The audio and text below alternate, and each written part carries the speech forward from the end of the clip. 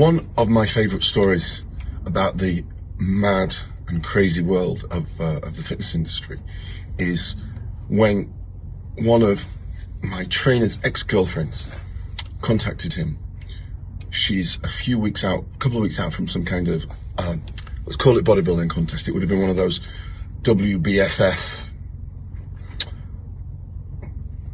semi-physique, semi-striptease, let's strip everybody off by charging loads and loads of money to get somebody to spray fake tan on you the backstage, and let's strip people off by having a lock-in on who can be your coach. You know, if there's 2 or 3 coaches, if you work one of those 2 or 3 coaches, you place. If you don't, you get told you need to work one of these coaches. And of course, let's not forget the crazy amount of money they have to spend on the very over-the-top costumes.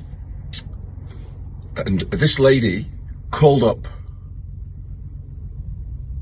her ex-boyfriend in an absolute panic, wild panic, like distraught, tears, the whole thing. She was so obsessed, everything meant the world in terms of her competition. And this is what she was upset about. She was upset, I kid you not, I exaggerate not one little bit. She had gone 1 gram of protein over her daily allocated macros. 1 gram of protein. That's 4 calories. Let's say she was on 2,000 calories.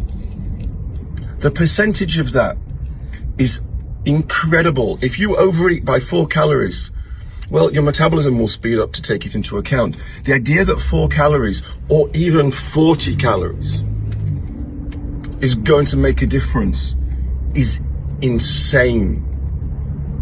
If you're lean, the idea that 400 calories on one day is going to make a difference is also almost equally insane. But 4 calories, the food that we eat, the calorie count on the foods that we eat is a rough estimation, by the way. It's a rough estimation. It is not super tight and super accurate. How the food is stored, how the food is cooked, and what you eat the food with will all impact upon the actual calories that your body takes in. Not forgetting, of course, the variables with your own body, with what you've done that day. Maybe, 4 calories, maybe you scratch your arse 3 times more than normal and you burnt off 4 extra calories just doing that. So, this isn't a video about the insanity of certain people who compete, but it could be. It's actually a video trying to give you a bit of advice about calorie goals. First of all, I think that calorie goals are, well, I was going to say not the way to do it. Calorie goals are not essential, but when you're first learning how to diet and you're first learning about proper eating, calorie goals and having an idea of what's what are essential to teach you. I myself have got myself and many other people ripped, and I don't just mean lean, I mean ripped. Counting calories and not counting calories. So both approaches work, and it's down to you to work out what's going to be the best for you. When you start, counting calories is useful, but of course, the more you get down the rabbit hole of counting things, the more anal you become of it, the more you obsess over it, the less honestly healthy it is for your mental state. So the goal is always to be able to move away from calorie counting over time. That's for sure.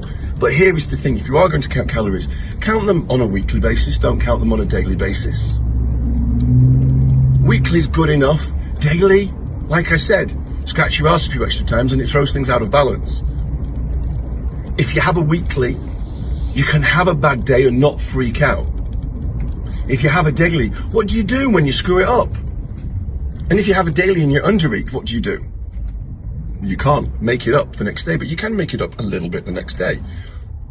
So you can have a flexible approach. You can go, right, okay, I know that I'm going to have a weekend away. I want to take my foot off the gas in terms of watching what I eat. I'm going to splurge, and I suspect I'm going to overeat by 4,000 calories roughly on what I would like to go for. So in the time before and the time after, you just take those 4,000 off. It's very simple. It's not complicated, but the diet industry tries to overcomplicate it. A lot of people in my position try to overcomplicate it for you because they want to make money out of you. That is not to say that a good coach, trainer, nutritionist, advisor, whatever you want to call them, isn't worth the weight in gold, because they are, because they partner up with you and help you find the approach that works best for you, which is the secret to dieting, by the way. Calorie control and finding the way that works best for you, which might be keto, it might be calorie counting, it might be so-called flexible dieting, it might be if it fits your macros, it might be intermittent fasting, it might be a combination of all of those. You've got to experiment to find what's the best thing for you, and working with somebody who knows what they're doing and who's a partner with you will help you to get there. But please, please, please, if you go 4 calories over your goal, don't go ringing up your ex-boyfriend. It makes you look... It's not a good thing. It's not a good look. Oh wow, that's really good. I just love it. I like it. Really good. Tastes like a fridge milkshake. Yeah, that's nice. It seems like I'm cheating, but I'm not. I enjoy having it. It feels like I'm having a treat.